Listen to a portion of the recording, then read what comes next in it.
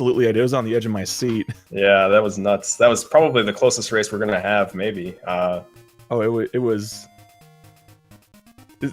Now that this race has a tough time following that, but we'll see what happens.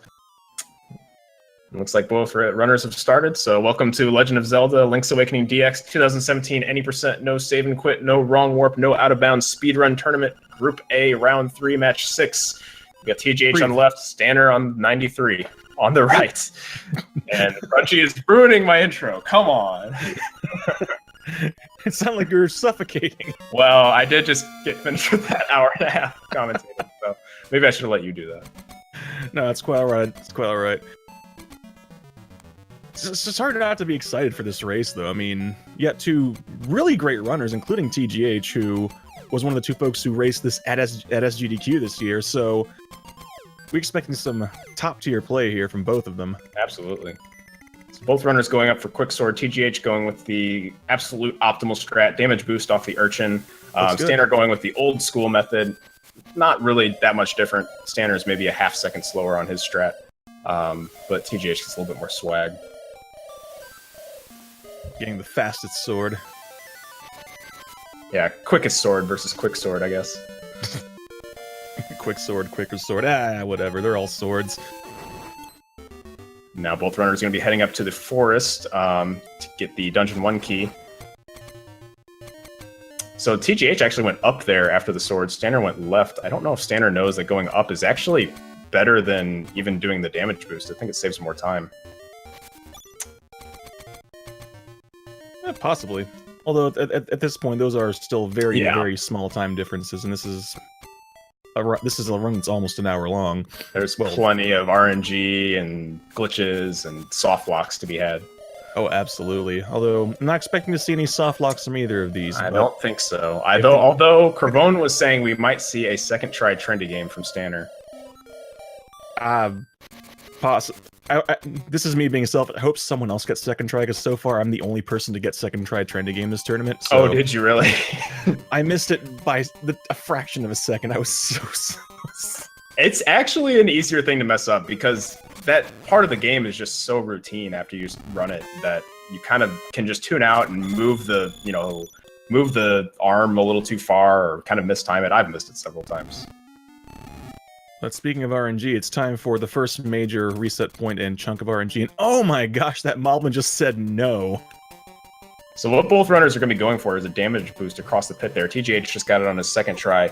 It's actually more consistent if you bump the... I've been told bump the Moblin twice. It guarantees him to shoot the arrow. I find that 3 times is a guarantee, twice isn't always, but both runners getting it pretty quickly. And I think both runners getting owl skip as well. They did. Owl skips saves a few seconds, skips an owl cutscene. If you ever go back to that screen, you'll actually have to watch the cutscene, but no, shouldn't be going back there in this run. Certainly hope not. Yeah, something crazy would have to happen for that. Just forgetting what category you're running, getting completely lost. But now let's see what happens. It's time for trendy game.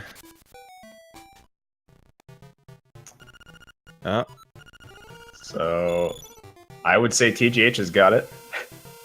Yeah, I thought he was a little bit, I saw him walk all the way up to the guy to talk to him, so I was worried he might be a little bit too late on that, but no, he gets it. They both get it. That NPC, talk hitbox is actually really weird. You can be almost to the door and talk to him, from really far away. Yeah, I've seen people talk to him from all the way on the other side of the lights, and just, screaming across the building, "Hey, I want to play your stupid game!"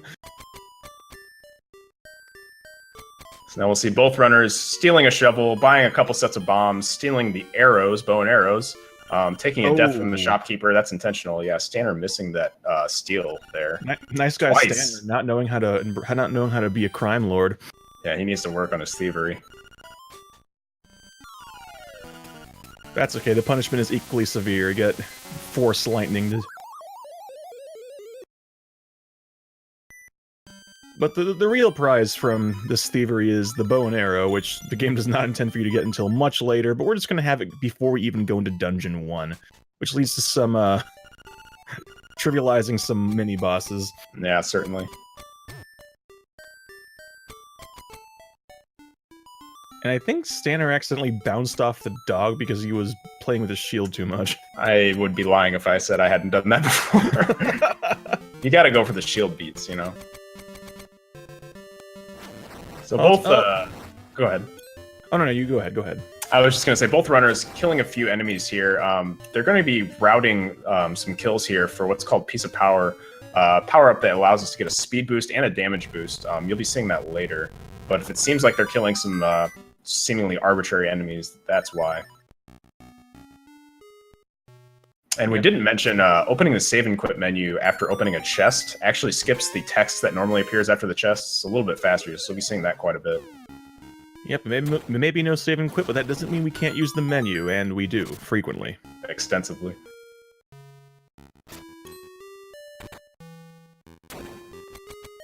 But wasting no time, both TGH and Stanner are on their way to the Dungeon 1 item, which is, conveniently enough, one of the most useful and broken items in the entire game. Yeah, the Rock's Feather, which is the Dungeon 1 item, allows for a lot of interesting movement tech. Jumping diagonally moves a lot faster than moving in cardinal directions or even walking diagonally.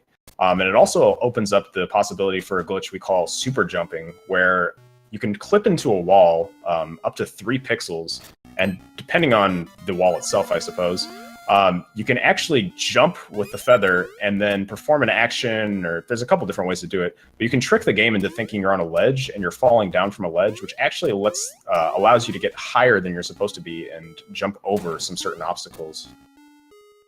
Although, as it turns out, it only works in dungeons, which is convenient because we use it in dungeons a fair bit. In fact, right now, watch TGH go over that key block. And then he'll do a variation on that coming back to get past the key block as well. And then one last one from TGH to get across these blocks a little faster. Yep. Standard doing the same. You'll find that in this game, key blocks are about as much of an obstacle as nothing at all. We find multiple ways of skipping them. Yeah, they're kind of a suggestion. Very you might have missed it on TGH's screen, but Stanner doing the same, just 2 arrows for that mini-boss and he's done. Yeah, the bow and arrow does so much damage, especially early game. And you also saw that actually pausing after entering the boss room actually skips the boss dialogue. So that's the reason why they wait until entering the room to switching the items, because why not?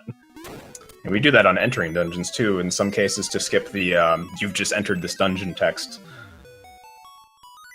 Yeah, that's how much the item route, because since you have the 2 item buttons and you can switch everything from your sword to bombs to everything, not only do we have figured out the minimum number of menuing required to get the items when you need them, but also when to menu to do things like skip cutscenes, not cutscenes, but skip text boxes, and just everything is done very deliberately, very certain specific timing.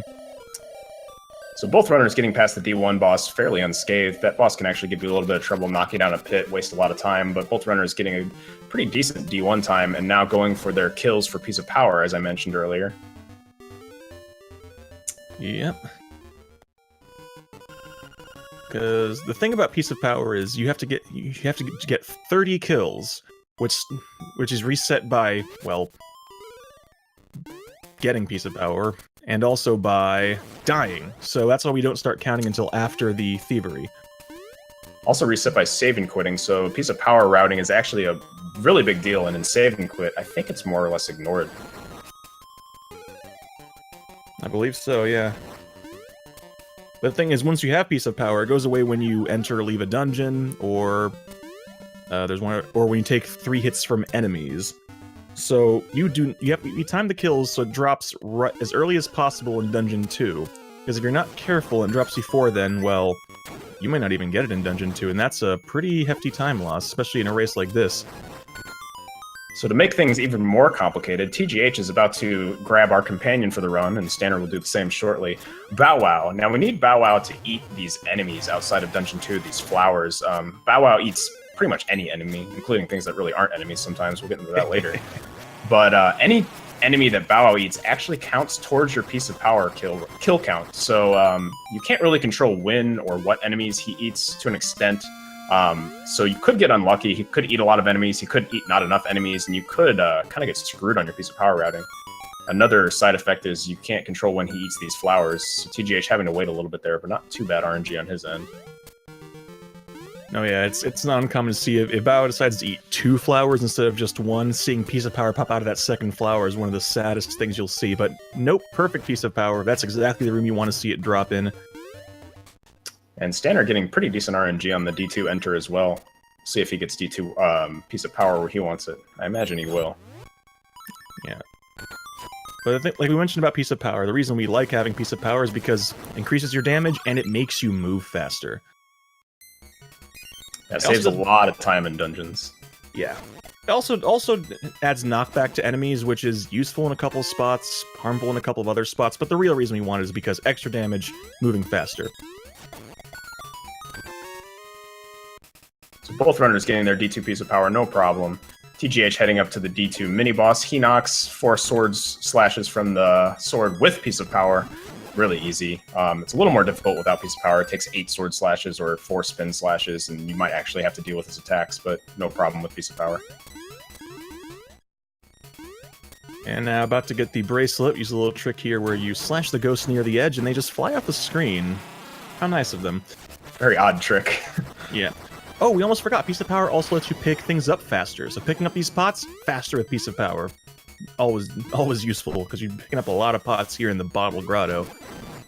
Can become very useful in later dungeons, too, where you might have to pick up the same item about 50 times, thinking of UD6. Stupid horse heads. TGH taking 1 hit. He still has 2 hits left before he loses Piece of Power, but he should be fine since he's already on his way to the boss room. Yeah, both players having a pretty routine D2 here. Sttaner going through the puzzle room. You actually have to kill the enemies in order in this room. You have to kill the bunny first, then the bat, then the skeleton. Having good RNG, no problem in there. That Stalfos can actually kind of troll you there sometimes. And TGH on the boss, which is this clown genie thing. The game wants you to throw the bottle against the wall 3 times, but as it turns out, if you're clipped into the wall when you throw the bottle, the game just says, it's good enough, and just breaks it on 1 throw. So that's exactly what you're going to see TGH do here. And then with some clever use of bombs and bomb arrows, we can finish him off real quick, just like that. Yep, perfect boss fight from TGH. Now, if you don't get that second hit with the bomb arrow, he starts teleporting around the room and you lose a few seconds. It's not really going to slow you down that much, but it's still a few seconds of time lost. And in a race like this, you don't want to be making mistakes. Yeah, especially against TGH nonetheless. Oh, absolutely. But Sttaner having no problem getting the boss kill as well, the quick kill rather. Yep, both players playing very well. Yeah, they're really still neck and neck. There's plenty of run left. Oh yes, absolutely. And you see do a little bit of wall clip to get around those flowers on the way out.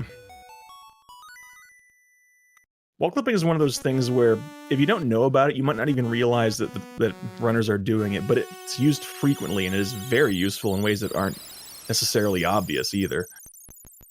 Yeah, I mean, you can get you can kind of optimize some movement through screens based on, how many pixels you can clip into a wall. You don't have to move as far, stuff like that. Actually, you can see TGH there kind of clipping into that tree, saving a little bit of movement there, actually. Yep. Again, there's just so many tricks in this one. We should probably start talking about the next one because we're coming up on it already. Okay. So, Villa Skip, if you abuse the mechanics of pits, the pits that you fall down in this game, you can actually go to this pit that TGH is on right now, and if you pause on the same frame that you fall down the pit, and you're on the bottom of the pit, you can actually get flung into this maze that you should see here shortly. It's kind of RNG when you get it, because the falling in the pit is based on a global frame rule. You have no idea when that global frame rule is going to trigger, yada yada. But that allows us to skip a giant section of the game where you're supposed to get these 5 golden leaves, talk to this guy, go through this maze, get the Dungeon 3 key, but we can get to it early with that little trick that you just saw TGH do again to get out of the maze. The key actually still shows up as a golden leaf because the game doesn't think you should have it yet, but it is the Dungeon 3 key nevertheless. Yep, and we're having so much fun breaking the game that we decide to put the key in the keyhole from the wrong side, because that's yet another thing you can do with clipping into the wall. As I've heard some people say that's a well-designed keyhole. Absolutely it is. Actually, I'm pretty sure we don't. Aside, I think D4 is the only key that we actually put in from the proper side of the keyhole. Yeah, I think that actually is true. That's only because there's no sides to it, so you can't. Otherwise, you probably would anyways. Yeah. Interesting thing to note about D3, though. We're gonna... You remember how in D2 we got Piece of Power early? Well, in D3, we're gonna get it in a very specific room about 3 rooms ahead from where TGH is. And the reason for that, you might think getting it early is what you want, but in this case, it's because if we get the Piece of Power too early, it messes up the timing for Piece of Power in later dungeons. So, we have this very carefully planned out. And there's also the Acorn, which we do not want. So TGH getting Piece of Power right where he wants it, doing a super jump, clinking off the mini-boss to kind of sequence break, doing another super jump to kind of sequence break again, and picking up the boots, the Pegasus boots. Yeah, for a dungeon called Key Cavern, we skip an awful lot of keys. Yeah, we really do. So that super jump where you clink off of the mini-boss there, which we'll see Sttaner do as well shortly, does have soft lock potential. If you don't do it quite right, you can get stuck in that block. If you have the boots, you can maybe rescue yourself from soft locking. If you do get stuck, maybe not. So it's a little scary. This is probably the most dangerous area in the game, in my opinion, for soft locking. But TGH getting through both of those, you have to do it twice. Without soft locking, we'll see if Sttaner does the same. Yeah, it's also another reason why we definitely want to have Piece of Power. Piece of Power makes that super jump a lot easier. Yeah, definitely. And just like that, already on the boss. And So Piece of Power... Go ahead. I'm sorry, go ahead. I was just going to say, Piece of Power makes this boss a little easier, and with a couple of well-timed bonks off the wall using the boots, you can actually avoid having to kind of avoid the ground pounds and do the boss quick kill, which TGH got there, and we'll see Sttaner do very shortly. Yeah. Although he didn't quite get the super jump the first time. Thankfully, missing the super jump and resetting is as simple as leaving the room and coming back. So it's not like if you screw it up, you have to fight the mini-boss, but... Yeah. Oh. It is a little scary to miss that super jump, though, because then you're like, oh, man, is my execution good enough? Am I going to soft lock? You know, it's kind of one of those mind tricks, at least to me it is. Oh, no, absolutely. And this game likes to play games with your head. And TGH getting Owl Skip, look at that. Yeah, so there's actually a trick there that TGH just did called a bomb trigger, which we haven't talked about. But if you drop 2 bombs within 4 frames of each other, the best explanation I can give is the game kind of just freaks out. And events kind of happen on whatever screen you're on, and all kind of oddities pop up. Normally, you can't drop 2 bombs within 4 frames of each other in the same screen. But we can do so using things like screen transitions or sometimes pits to kind of abuse that. And then what he did there was kind of just made the cutscene happen early, which avoided the owl flying in and then flying out. We still have to listen to all the text. You'll see another bomb trigger here called Walrus Skip. Why don't you explain Walrus Skip? All right, so basically, there are a lot of things in this game that count as events, and one of them is in this next area, there's a walrus blocking the path to the D4 key. And normally you're supposed to go get Mare and have a nice, relaxing heart-to-heart with her on the beach, and then you bring her here, and she sings and wakes up the walrus so he dies and falls in the sea or something, I don't know. But instead, as it turns out, if you do bomb triggers, the game says, oh god, what are we doing? We're triggering an event. And the event on this screen happens to be Marin singing. So right now, you can't hear it, but on TGH's screen, you can actually hear Marin singing, even though she's not there. Now, the downside of doing bomb trigger in this case is that it locks your menu. So you can't push your A or B button, you can't open up your item menu, you can't even open up the save and quit menu until you go through a door. So the only door is this one right here. Go through the door, come back out, everything is back to normal. So as we were talking about soft locks earlier, that's actually another big soft lock potential area. As Crunchy pointed out, you can't actually open the save and quit menu, you can't do much of anything. So if you mistime something on that trick, you can actually get stuck in the cutscene, you can get stuck in the area where you can't get anywhere else. If the walrus doesn't end up falling into the water. It's pretty consistent. You don't see a lot of runners fail it, but it definitely is potential for soft lock there.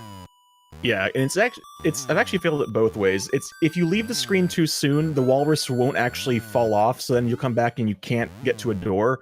Or if you let the rabbit come in, then you're stuck on this screen, you can't even move, and it's a mess. There's multiple ways this can go wrong, but neither of them had that happen. The only thing you can really do to get out of it is just hard reset your Game Boy, basically. Yeah, because like I said, you can't even pull up the save and quit menu. But both runners getting past it, no problem. So no soft locks there for us. Absolutely. That's the one we're worried. We're worried enough about that one that we actually, all runners in this tournament are allowed to have a safety save set up in the animal village in case they do soft lock on Walrus Skip.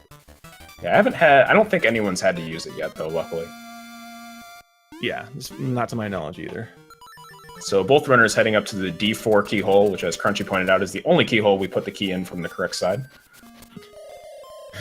They did too good of a job engineering it. We can't figure out how to break it. I'm sure you could put it in from the other side. It's just not faster, so we don't do it. But think of the swag. That would be pretty swag.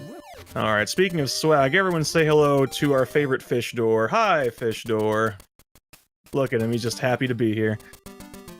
Fun fact, if you actually unlock that dungeon and then enter the dungeon without transferring screens, which you can't normally do, but if you are able to pull that off, the game will actually wrong warp you, and I think you can hard lock your game. I think you can brick your cartridge, I believe.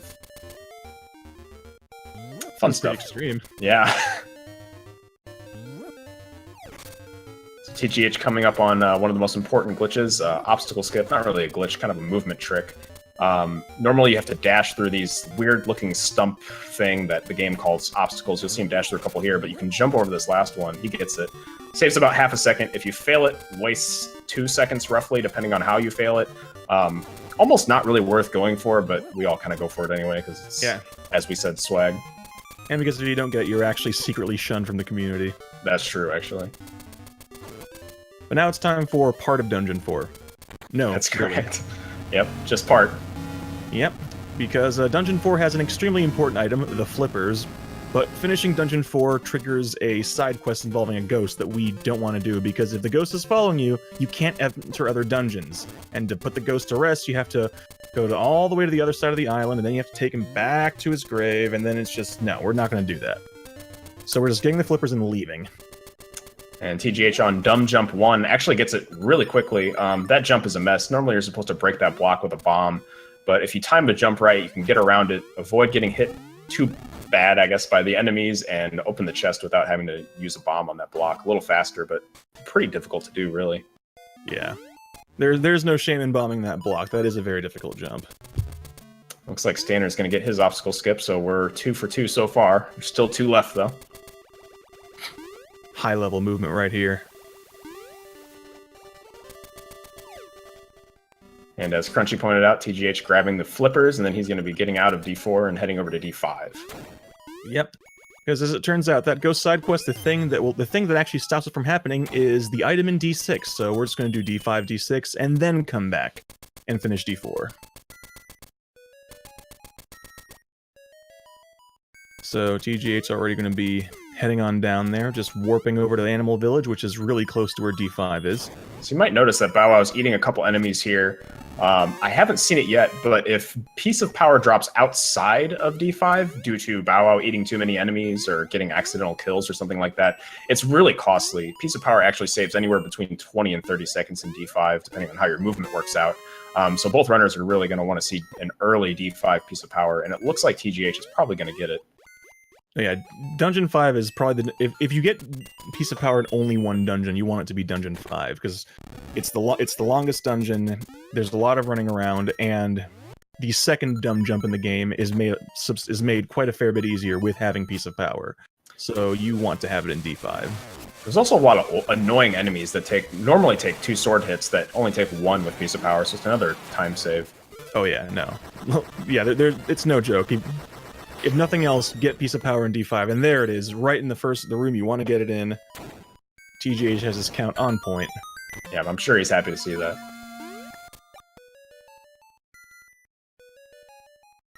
Be paying attention to Stanner's screen, making sure he's going to get it as well. Pay attention to kind of where Bow Wow eats these enemies after this cave area. Yeah, I haven't seen an out-of-place Piece of Power yet. His count seems to be on point as well, so we'll just see what happens. Both runners still pretty close to each other. TGH is ahead, but like I said earlier, there's still a lot of tricks and RNG to be had, so... Yeah.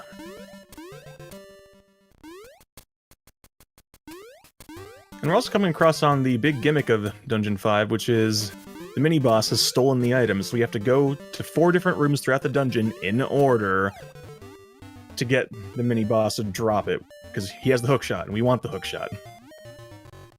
So the first and last phase of Master Stalfos takes 3 bombs in order to kind of complete it.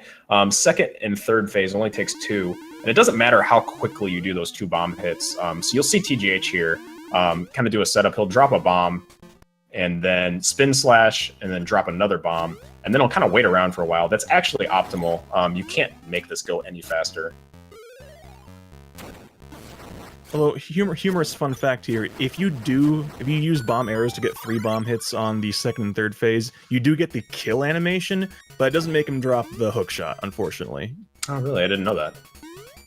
Yeah, I don't remember how I figured it. I think I saw someone do it once. I'm like, wow, I didn't know you could do that. But he doesn't drop the hookshot any faster. What's the point? So Sttaner getting his piece of power in the same room, right where he wants to get it.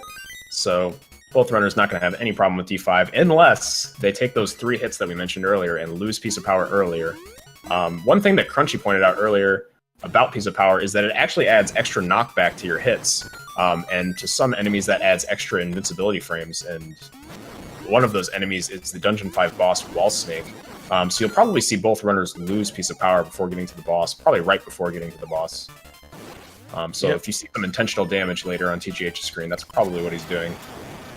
And we get the second dumb jump right out. And no, you're absolutely right. Like we said before, there's a couple of spots where you don't want piece of power, and the D5 boss is one of those. TGH taking a damage boost off the blooper there, so he has 2 hits left. Yep, in the absolute perfect optimal movement for this dungeon, you take the 2 hits swimming through that tunnel, one way, the other way, and then you just don't take the 3rd hit until you're almost at the boss. So if TGH does it right, he'll take a hit from an enemy about 2 rooms before the boss, and that's exactly what you want to be seeing.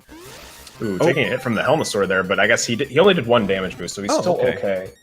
I thought he usually does 2, so I guess he didn't probably take safe that strats. Yeah. Which is just paying off here. Yeah, those Helmasaurs can really ruin your day in that particular room. Yep. And you'll notice he's knocking Master Stalfos to the right here, so that way he just dies right next to the door with his precious hookshot right there.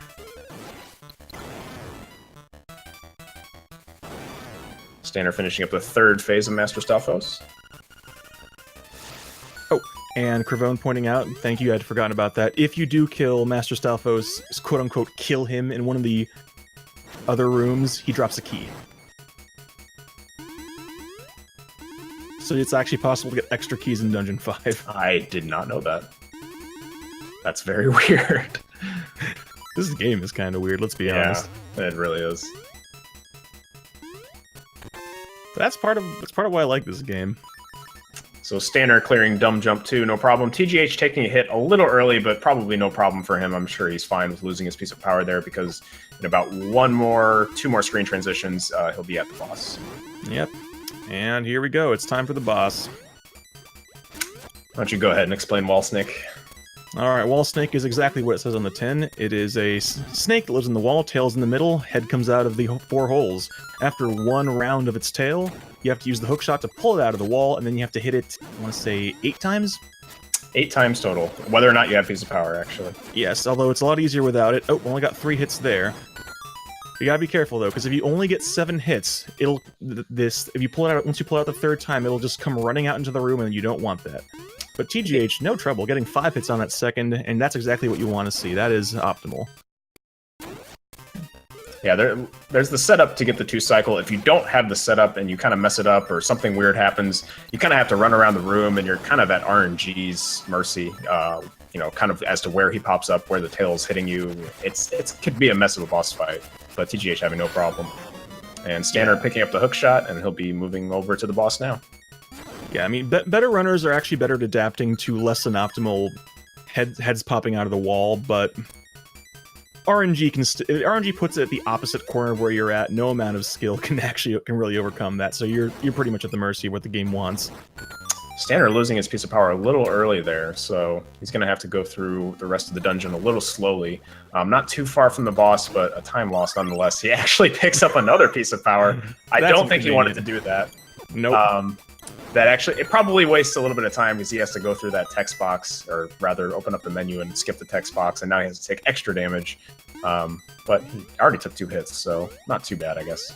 Unfortunately, it means we're not going to be seeing the, I guess, the new up-and-coming D6 piece of power strat. Yeah, D6 piece of power is something that people kind of go for, but I think, is it after D5 you actually require 35 kills to get piece of power? That's right, because you have your first row of hearts. And, yeah, and kills are kind of more random because, as you can see on TGH's screen, he's going through the Armos maze. Bow Wow eats these Armos sometimes. He kind of helps you out, sometimes he doesn't. So it's kind of tough to route D6 piece of power in, but it is helpful if you can get it. Yeah, and actually, despite the fact that we normally complain about Bow Wow eating too much, eating the Armos is good because they always drop single arrows, and arrow and bomb counts in this game are very tight.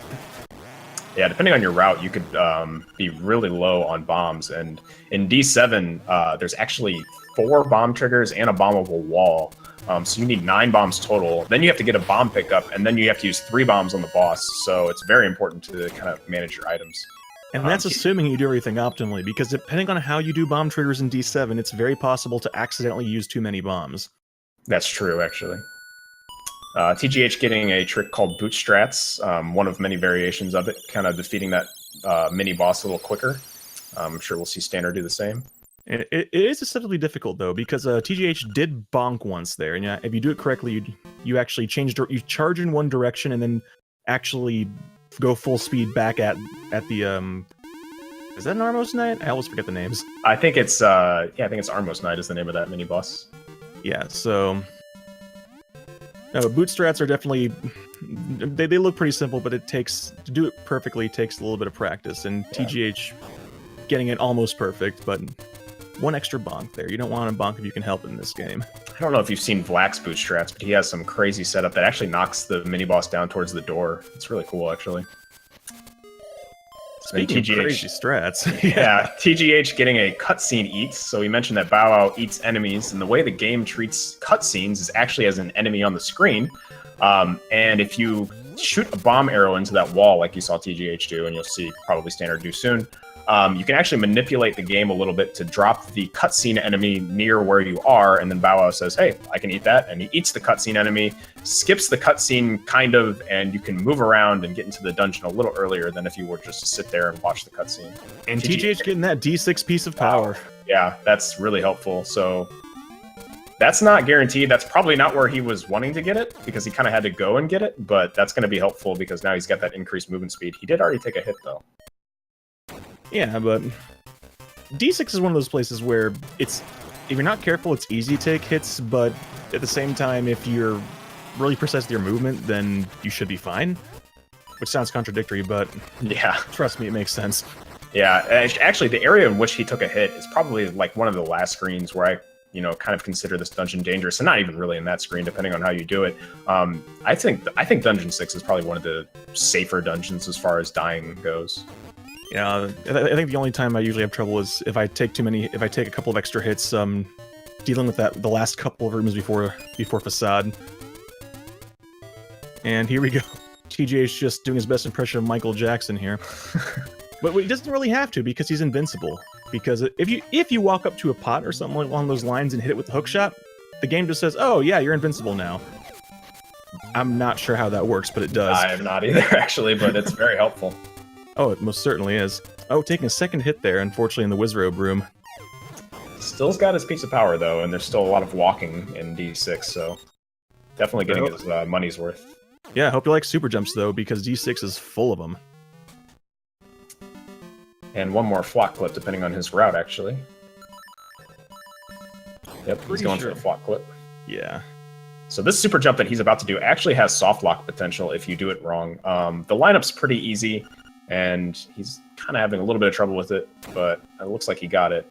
Piece of power makes that lineup a little harder because you move faster, but yeah, not too much of a time loss. Yeah, also the timing is a little bit different than what you're used to doing for super jumps. You have to swing the sword a little bit earlier, otherwise you don't quite get the distance, and that's where you have the danger of soft locking.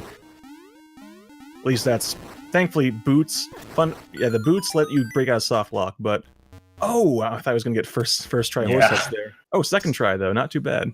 Yeah, so that's another area where as Crunchy pointed out earlier, you actually pick up items faster when you have Piece of Power as well. And that room is just RNG. You have to get both horse heads to land up. It's a 50-50 chance for each one, so you have a 1 in 4 chance of getting it. If you get really terrible RNG, it could take 10 tries even. So picking up items there is really helpful, or picking up items faster, rather. And getting optimal Wizrobe there, too. You use a bomb to kill that Wizrobe, and you want it to actually die on land, because if you're not careful and knock into the hole, you have to wait for it to fall, and that takes longer. Yeah, it's probably about maybe a second, I guess. Maybe not even, but it's frustrating when you don't get it. Did TGH only get 2 hits on Facade there? I actually wasn't paying attention. Yeah, I was looking at Stanner's screen. Nope, he got the 3 hits because he only took 2 bombs, so that's as good as a Facade as you can get. Yeah, Facade's probably the easiest boss in the game. Just 5 bombs, and you can actually drop 3 bombs on his face before he even really pops up and before the fight even starts, so really easy. Kind of a nice break for the speedrun. I can't judge. I died to him in a race last night. TGH doing some swag bomb throws during the cutscene there. What are the bombs doing? I'm not really sure. Kind of just, you know, whatever they want. Oh, there it still is. Yeah. And Stanner also getting those, pardon me, getting those super jumps just fine. Yeah, no Piece of Power for Stanner, unfortunately, so he's going to take a time loss just, you know, kind of by RNG. And TGH getting the other owl skip there, leaving D6, so he's gotten both of them so far. He's just playing really well. Yeah, I don't think he can complain with... Ooh, okay, well, maybe now he can. He just got knocked all the way back by that bomb. Commentator curse strikes again, Yeah, I guess. that was... I feel bad about that one. Sorry, Tej.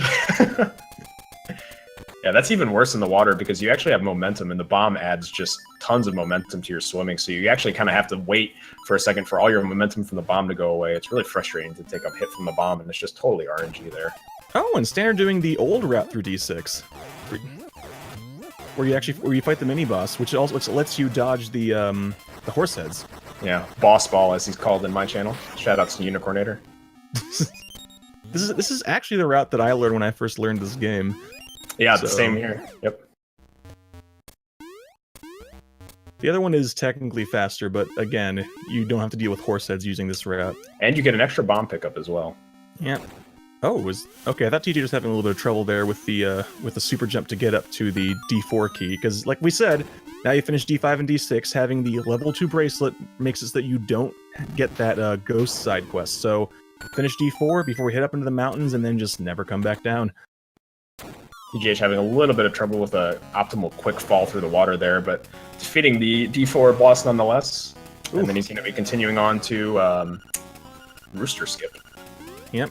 For a second there, I didn't think that Spin Slash was going to hit, but it did. Yeah, I don't do that strat, so I'm not super familiar with it, but it looks like he got it. It actually saves a bomb, which can be helpful in D7, which is coming up very soon. Yep. But meanwhile, Stanner getting the D6 instrument as TGH gets the D4 instrument, so... Yeah, TGH pulled out quite a lead. And there's still Rooster Skip, there's still final boss RNG, so you never know. You never know, but we'll see, because last race I commentated with TGH, he got the most textbook Rooster Skip I've ever seen. Unbuffered, first try on both jumps, so if he can do that again, then I'm just going to fall to the floor in shock, so... But no, he's talked about that. He's practiced Rooster Skip so much that I wouldn't surprise me if he did do it again. Yeah, it's one of those tricks that it's worth practicing for hours, which I have. Because if you fall to Rooster Skip, which we should probably explain at some point, but if you fall, it's about a 20 to 30 second time loss, because unlike a lot of other sub-area cave areas, when you fall down the pit, you actually get spit out at the bottom of a different area, and you have to run back up and do the trick again, and then you can just fall again. So it's really costly to miss. Yeah, it's extremely costly. And we also Stanner also getting that owl skip, leaving D6. So he is doing his best to catch up. Oh, absolutely.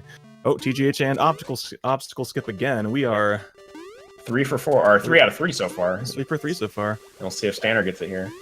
Yeah, that little waterfall on the screen that TGH just passed, that's where it spits you out if you fall in the rooster cave. Yep, so he has to go all the way back up those stairs and to the left here if he does miss it. Well, if you're wondering why we call it Rooster Skip, it's because you're supposed to use the Flying Rooster to get it, but you need to go do an ocarina song, and we don't even have the ocarina, much less the song. But here we go. So we can abuse the pit mechanics again. Wow, Oh double my firsties. Oh! That was the best Rooster Skip you can get. Optimal Oh my Rooster god, I Skip. did almost fall out of my chair. He did it again. That is as perfect a Rooster Skip as you will ever see. Yep. He didn't even give me time to explain it. Oh, well, explain it now. Yeah. So what you can do there is when you're kind of hovering over a pit getting ready to fall, you can still shoot the hook shot. While you're shooting the hook shot, you can't fall. And then there's one frame where the hook shot retracts into Link that you can actually jump despite the fact that you're on a pit. So you can use that to kind of fly over the pit. But that pit's so big that you have to do it twice. It's frame perfect, and you have to do it twice. So it's double frame perfect. The game runs at almost 60 frames per second. So you have a 60th of a second 2 times to hit that input. He got it. No problem. Very impressive stuff from TGH.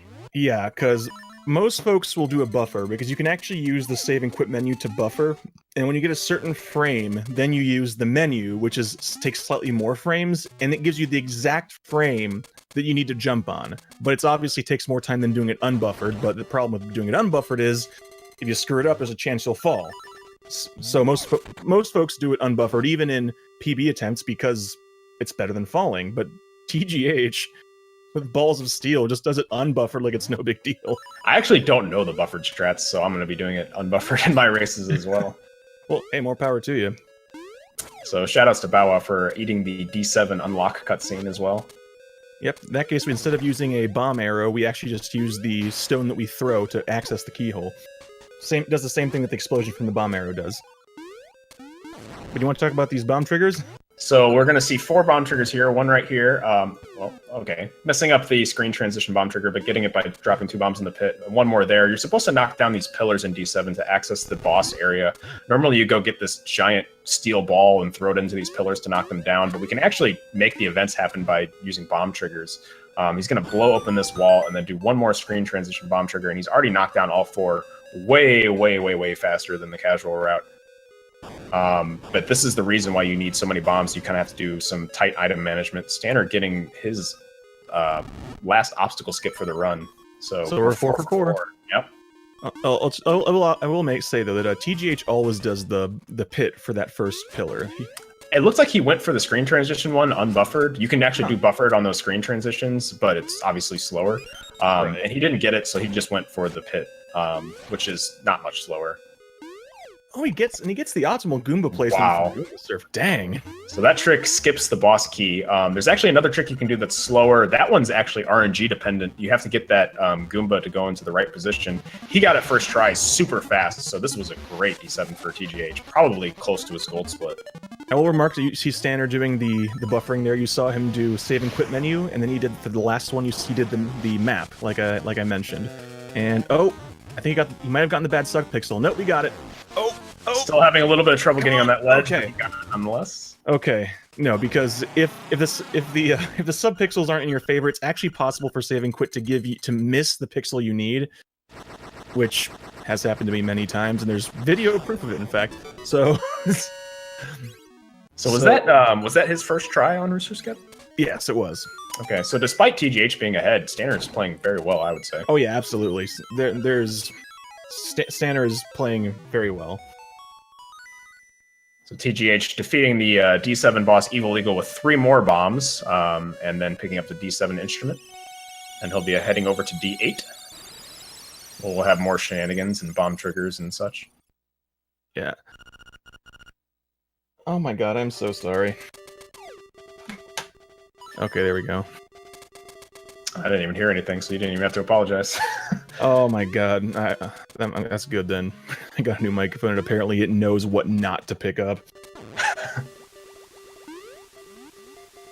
So TGH heading over to D8, as I mentioned, so he's going to be doing a hook shot over this giant pit, and then he's actually going to be coming up to a place where you're supposed to rescue Marin. She's stuck on this bridge. She was placed there by enemies. You're supposed to go up and rescue her, but if we stay toward the bottom of the bridge here, we can actually mash through a couple text boxes here and then jump across, avoid the cutscene. That's about a 45-second cutscene, so very costly to get, but really easy to skip.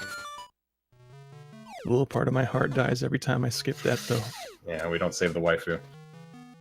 Oh well. So Sttaner coming up to the D7 bomb triggers. I don't know what his bomb counts at, but I think he'll probably have no problem depending on what type of method he goes with. Yeah, well, we will say, we talked about having extra bombs being important. That's because if you do the pit strat, and your mashing isn't quite on point, you will drop extra bombs into the pit. And if you don't have enough bombs, that will cost you a lot of time. You have to go get the bomb pickup in D7, which is a few rooms away. Right. So TGH going through Flame Skip there. Normally you're supposed to have the D7 item, the Mirror Shield, to get through that, but if you clip into the wall and kind of just use your boots, you can get through it no problem. And hope you like bomb triggers. It's time for another one. So normally you need the Ocarina here to open up the, I guess, turtle head into D8. But if you use a bomb trigger, you can skip the Ocarina, and then the turtle doesn't actually have a hitbox at the beginning, so you can just walk right through him, skip the little mini boss fight, and go right into D8. Yep, Turtle Rock. Not much to say about this place. There's some super jumps, there's some shenanigans with bomb arrows, and yeah. So that super jump that he just did actually saves, my understanding is a lot of time. It's been a while since I played this casually, but kind of skips the first big chunk of D8. But not a lot of really crazy stuff. A little sideways block push here from TGH, save a little bit of time. Wait, did TGH drop the bomb and then switch to the arrow and it counted as a bomb arrow? I didn't notice that. I'd have to go watch that. Because he had the feather and the bomb equipped. He dropped the bomb, then switched to the bow and arrow, and it acted like a bomb arrow, but exploded immediately. That was... I'm gonna go... That was... Yeah, that's gonna have to be a post-run interview question, I believe. Yeah, that has me curious. So Sttaner at the D7 boss, Evil Eagle. And it's time for coming up.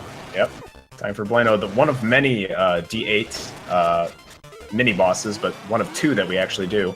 Actually possible to skip him, but it is out of bounds, so we don't do it anymore. Yep, because you have to because by definition of out of bounds, any squares that you can't normally access count as out of bounds, even if they are floor tiles, and that's what you have to step on to skip them, so you can't. So TGH picks up the D8 item, the Magic Rod, shoot fireballs. Not super useful in the route anymore. We use it for the boss and kind of getting back through the swamp on the way to the final area, but it doesn't really see a lot of action besides the most important glitch in the game. Yeah, with the old routing, which is the route I remember from when I started, you did D8 first and then D7, which means you use the Magic Rod to fight Evil Eagle, which made it an absolute laugh, but now instead you just use bombs, which is not much less of a laugh, but means you don't get to use the Fire Rod as much. So chat's saying that wasn't a weird trick that we didn't know about. He did have bombs and arrows out. Okay, good. My eyesight is failing, which is, I guess, preferable? I don't know. So TGH on everyone's favorite room, the D8 puzzle block room. Push that block, you have to cover all of the pit squares with ground squares. Kind of locks you out of your D-pad, because that's controlling the block. Easy to mess up, really finicky controls, and if you mess it up, it's kind of costly, because you can see how long that took. You have to do it again. But no problems on TGH's side. And it's also an interesting trick in the sense that I'm pretty sure every single runner who plays this game has a slightly different strat for it. Yeah, there's several patterns you can do. TGH getting a Jesus jump, where you pause on a certain frame when you hit the lava or water that you can't swim in, and you can actually jump. Use that to get clipped into the bottom wall to do a super jump, to skip a sub area. Now he's on the D8 boss Hothead, which has RNG health, I'm pretty sure. We don't really know. I don't know. This boss is really weird. TGH and I, well, most of TGH, I was just talking to him about it. We were doing some testing on Hothead the other day, and sometimes he takes 8 hits from the Fire Rod, sometimes he takes 5 hits. It's really weird. And the most important glitch in the game, Wang boys. Very nice, TGH. Maybe one of the best Wangs I've ever seen. Nope, not. Yeah, no, okay. No, I'm not. I was a little Wang deprived in the last race that I commentated. Neither runner did the Wang, so I mean, I don't know. Shout out to TGH. But TGH already on his way to the Windfish Egg and to the final boss, just tearing through at breakneck speed here. Yeah, very good run from TGH so far. And one last piece of power just for good measure. So we'll see another bomb trigger after this owl cutscene from TGH to open the Windfish Egg to the final area of the game. Normally, again, you're supposed to use the ocarina, play a song. We don't have the ocarina, so one more bomb trigger will do. And he's going to go for a screen transition here. Thankfully, Link is the world's greatest bomb player. He can create beautiful melodies with explosives. Just watch him play it. Look at that. Sttaner taking a little different route through D8 here. This is kind of like an old school route. It actually is optimal depending on what you do, or depending on what pickups you choose to get in D8.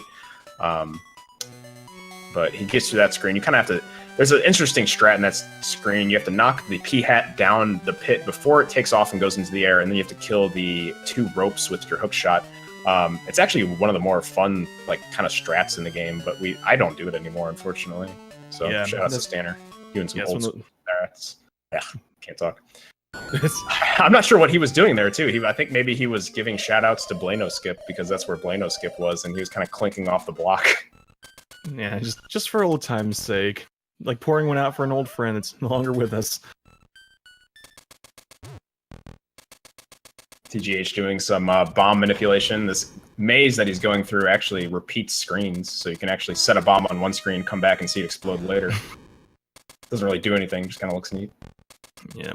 But fun fact about the egg, some of you might remember that casually you have to do a trading sequence and all that stuff to figure out the passageways.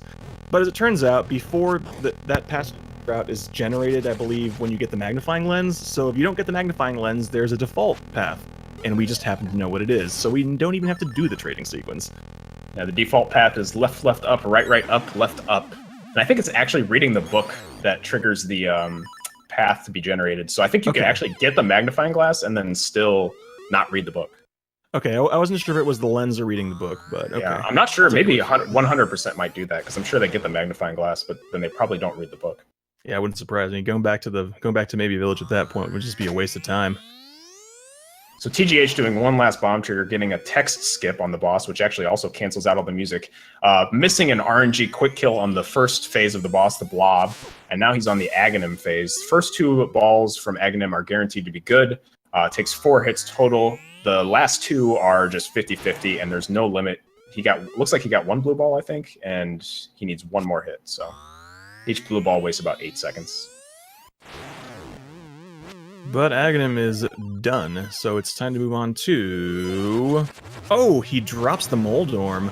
Yeah, so normally you can get a quick kill there if you spin slash and then keep slashing at the right time. It's kind of a tight lineup and kind of tight timing, easy to miss. So he's going to have to fight Moldorm the old-fashioned way. 16 hits total, so it takes quite a bit of time.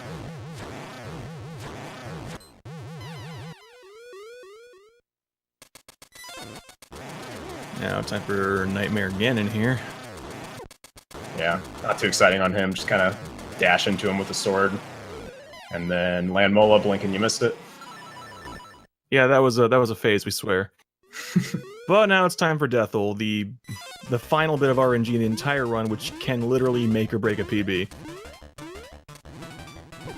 So it takes... Yeah, right. Takes 16 hits from the bow to beat this phase of the boss. You can only shoot the bow into his eye when he opens it. You can get 4 hits per eye opening, but it's totally RNG when he decides to open his eye. You can see TGH kind of get screwed on RNG right here.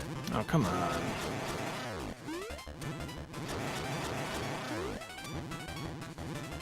Come on, game. Don't do this. Getting a 4 cycle, though, so optimal strats, barring the RNG. It's going to be a really good time for TGH. Yeah, it is.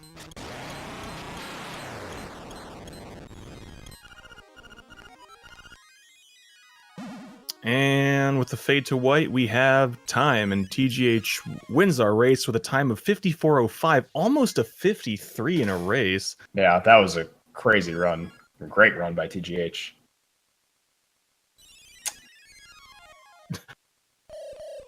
So Sttaner heading up to the Windfish Egg as well. I'm imagine that he might be on PB pace. And shoutouts to SNES Chalmers popping up on a screen there. For the second time, just so excited to make a cameo, you decide to do it again. So Sttaner is stuck in this, probably, is this the longest cutscene in the run? Probably.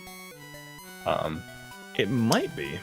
I think it might be, yeah. So not much to say there. He's going to see same nightmare fight that TGH just went through. We'll see what kind of RNG Sttaner gets. Like I said, he might be on PB pace here, so we'll have to see what happens. And look, he may very well be. I went ahead and looked it up, and his PB is presently a 59.35, so... It's going to be close, but I think he totally can if things work out as well. Now that I said that, of course, it's commentator's curse again. Yeah, I just need to stop talking.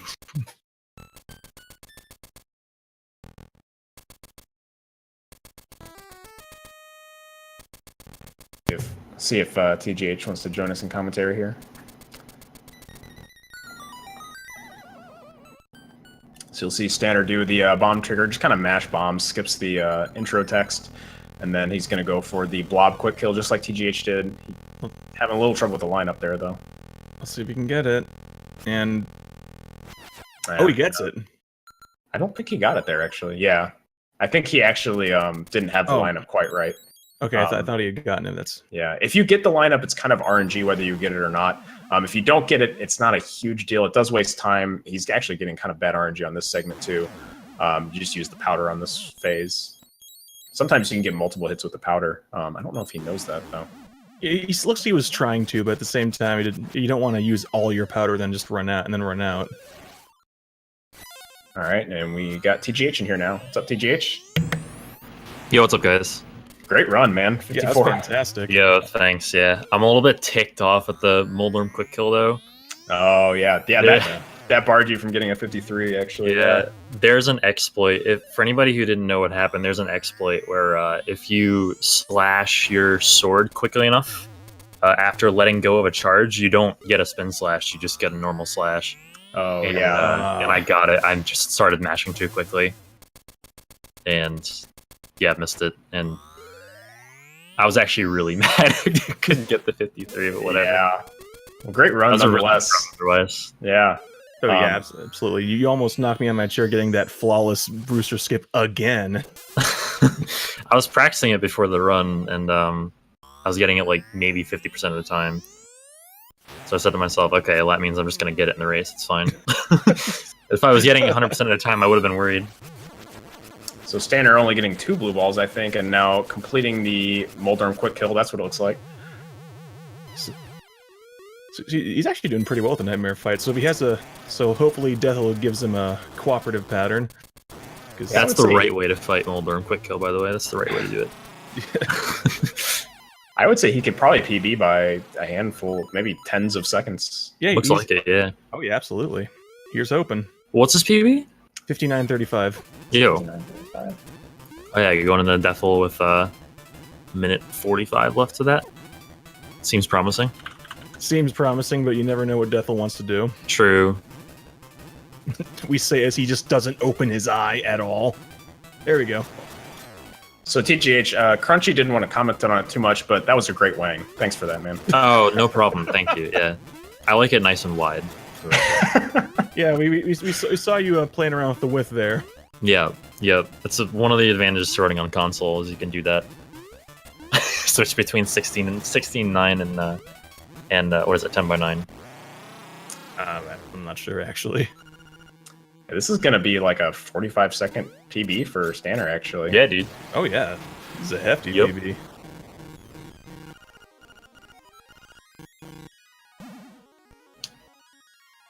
GG's to him. 58. What was the SRL time? SRL time was a 58.52. Yeah, pretty good run. And like I said, definitely a PB for him by over 30 seconds, actually. Yeah. GG Sttaner, that's real Absolutely. nice. So TGH, besides the Moldorm quick kill on the Nightmare fight, anything else in that run that you would like to see gone differently?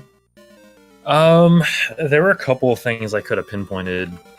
but nothing really major. Like just a couple of seconds lost here and there. Aside from RNG, of course, I'm talking strictly execution. RNG was pretty okay though throughout. Not really any complaints. I think the worst thing RNG wise was a 6 buffer villa. I think something like that. Yeah. And of course, you know, the final boss RNG could always be better, but something in D8 I did was weird. I don't know if anybody noticed, but I had to go up and down the stairs a couple times on the way to the fire rod. Yeah, I saw that. That was because I messed up the whatever. I messed up the initial movement in that room, and there was no way I would have made the pattern, so I just reset the room, and then I did it again, and yeah, that wasn't fun.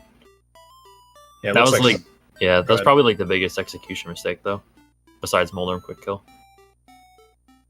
Yeah, it looks like Stanner's not going to be joining us in the commentary. So, but GG to him for the PB. He's saying bring back Blano Skip. He actually stopped at Blano Skip and kind of like tanked his sword off of the block like a few times just to like, you know. Let us know. He tried it.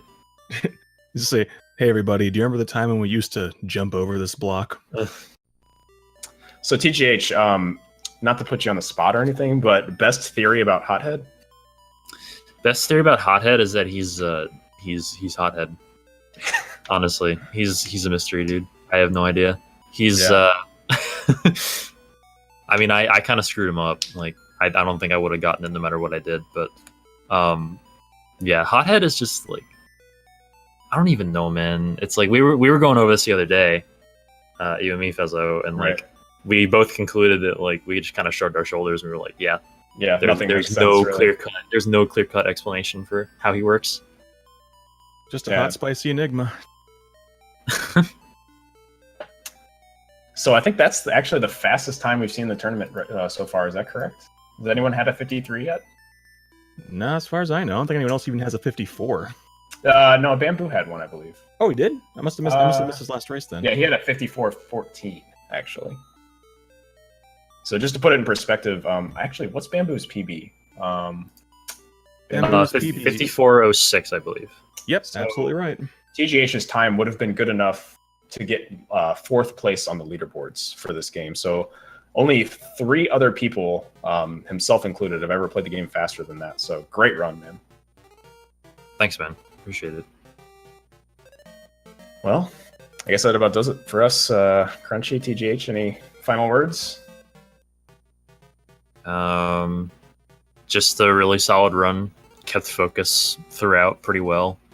And yeah, honestly, I have nothing else to add. It's just a solid run. All right. Yeah, most certainly. GG TGH on that spectacular run. GG to Stanner on that great PB, and thanks for putting on a great show for us. No problem. Thank you very much for having the show, I should say. And I guess also thanks to Feasel for keeping everything running behind the scenes. Yeah, shout outs to Feasel and Speed Gaming 2. Absolutely. All right, I guess that about does it. So I guess we'll be signing off here. I think up next on this channel is Final Fantasy 1 randomizer. So I don't know anything about that. We finished too fast, so it's not going to start until 8. But back on schedule, boys. Yep. All right, well, I'm out of here, guys. Thanks a lot. Great run, TGH. GG. Thank you very much. Peace out. See ya. Thank you guys for commentating as well. No problem. No problem. It's our pleasure. Thank you very much, everybody. Y'all have a good night and stick around for Final Fantasy Randomizer.